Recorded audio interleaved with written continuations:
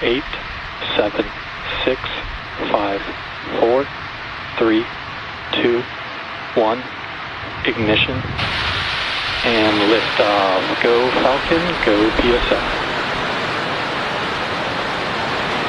Stage 1 propulsion is nominal. Vehicle is pitching downrange.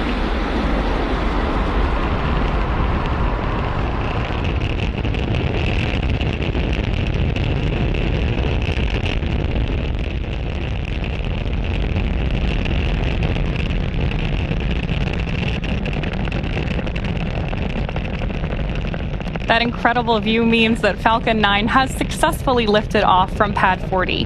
And right now we are throttling down to prepare for max Q in about 30 seconds. As you may have heard us explain before, this is the period of highest aerodynamic pressure on the vehicle. Power and telemetry nominal.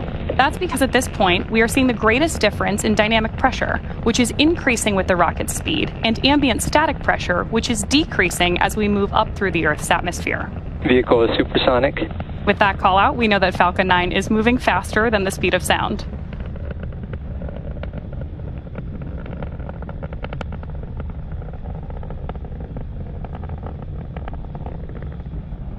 Max Q.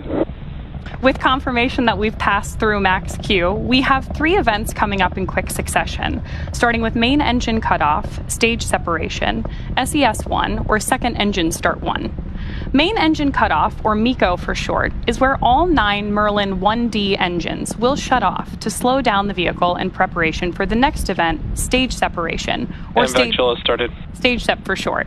That's where the first stage booster will separate from the second stage. Right after stage sep, the first stage will start its journey back to Earth, targeting a landing on our drone ship, a shortfall of Gravitas, which is currently stationed in the Atlantic Ocean, about 680 kilometers downrange. Now, during that time, Stage 2 will continue on its journey to space with the third event, Second Engine Start 1, or SES-1 on the nets, and this is where the single MVAC engine will ignite to propel the second stage along with the PSN Satria payload to orbit. In addition to these 3 major events, the fairing halves will also separate less than a minute after SES-1, so keep an eye out for all of those coming up in about 10 seconds.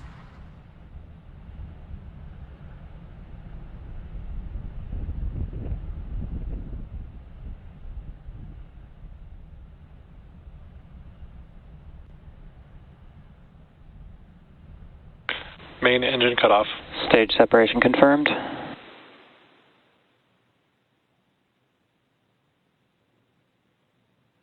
MVAC startup. So you heard the callouts there, and you can see on your screen in this great dual view that we have that the MVAC engine on our second stage has ignited. Now, this is the first of 2 second stage burns that we're tracking for this mission. And the first stage on the left-hand side of your screen is coming back to land on our drone ship, a shortfall of Gravitas. Now, we are also expecting fairing deployment. Both vehicles are on nominal trajectories. With that, we know that both vehicles are headed in the right direction. And as I was describing earlier, we are expecting fairing separation in just about 5 seconds.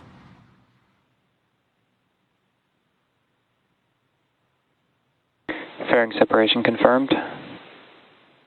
As some of you mentioned earlier, reusability is part of our secret sauce here at SpaceX. So with that confirmation of fairing separation, we know that both of those are coming home again. The first, or one of them is flying Acquisition of signal Bermuda. for the 7th time and the other for its 9th.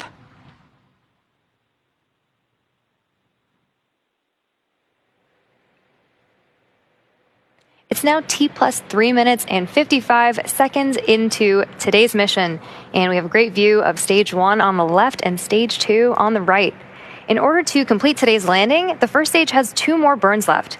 Next up will be the entry burn, where 3 of the Merlin engines on the first stage will reignite, and this will help slow down the F9 first stage as it re-enters the upper part of the Earth's atmosphere. That entry burn should start in about 2-ish minutes from now and will last about 20 seconds.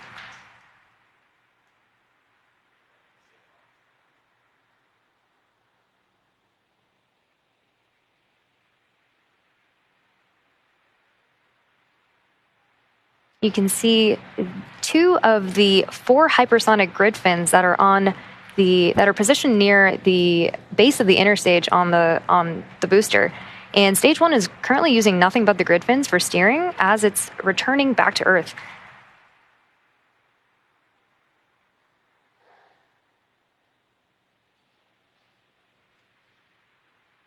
can also see those little puffs of gas. Those are nitrogen gas bursts for attitude control, and they also help orient the rocket on its way back down.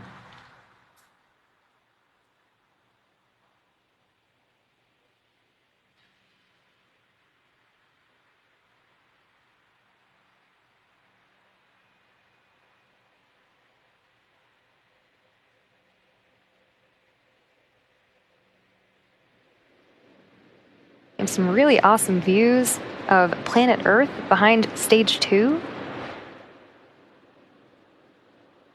And again, that entry burn on the first stage coming up in about a minute.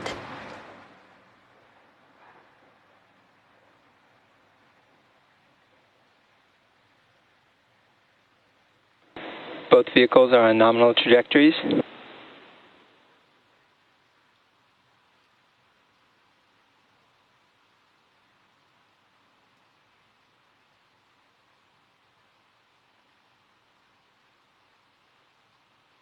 Like I promised, we have great views of Earth behind MVAC and behind the first stage as it's coming back down to Earth.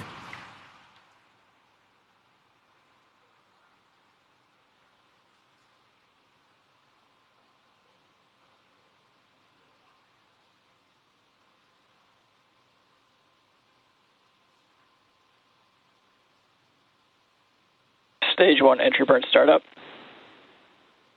You can see that 3 of those engines have now relit engines 1, 5, and 9 for the entry burn. It's about 20 seconds for this burn.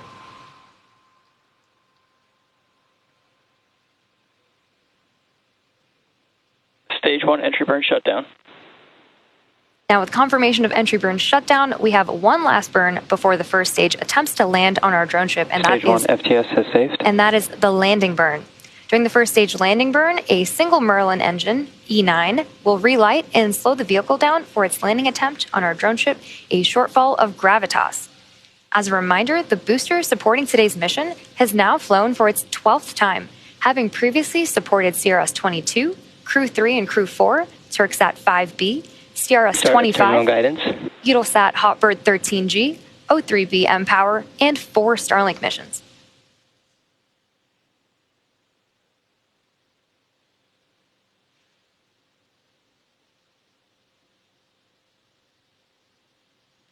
We'll also be coming up on SECO 1 or second engine cutoff 1 in about 30 seconds from now.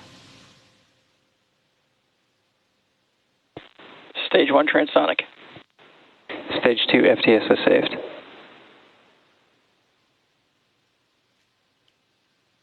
can see that MVAC continuing to glow bright orange until SECO 1.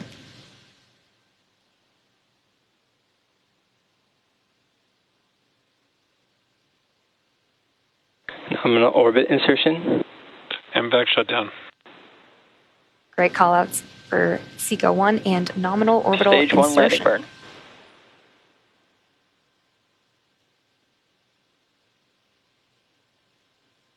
Expected loss of signal, Cape Canaveral.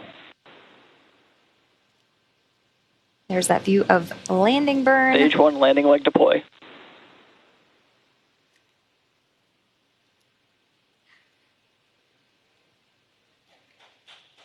And a great view of landing. This landing marks the 12th successful landing for this particular booster and marks our 201st overall successful recovery of an orbital class rocket. In addition to landing with confirmation of successful second engine cutoff and good orbit, we are going into a coast phase up until the second relight of our MVAC engine on the second stage, which will be followed by payload deploy. Till then, sit tight and we'll see you back here at the T plus 27 minute mark.